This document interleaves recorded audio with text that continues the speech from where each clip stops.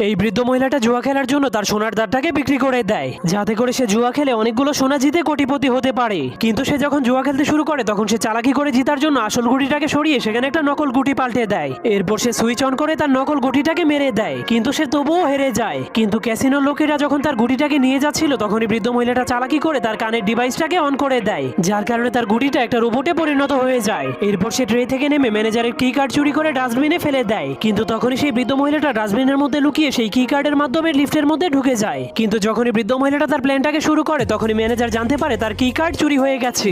এজন্য সে জলদি করে চোরকে ধরার জন্য অ্যালার্ম বাজিয়ে দেয়। কিন্তু বৃদ্ধ মহিলাটা কোনো ভয় না পেয়ে তার পকেট থেকে লেজার পয়েন্টার বের করে লিফটের ছাদটাকে কেটে ফেলে। এরপর সে সেখান দিয়ে লুকিয়ে লুকিয়ে সোনা চুরি করার জন্য সোনার সিন্ধুকের কাছে পৌঁছে যায়। কিন্তু সে প্রথমে তার রোবটটাকে সিন্ধুক খোলার জন্য লেজারের ভিতর দিয়ে পাঠিয়ে দেয়। তখন তার রোবট সব লেজারগুলোকে অতিক্রম করে সিন্ধুকটাকে খুলে ফেলে। এরপর বৃদ্ধ মহিলাটাও তার গ্লাভস পরে লেজার ট্র্যাপের মধ্যে লাফ মেরে দেয়। তার গ্লাভসটা এতটাই মজবুত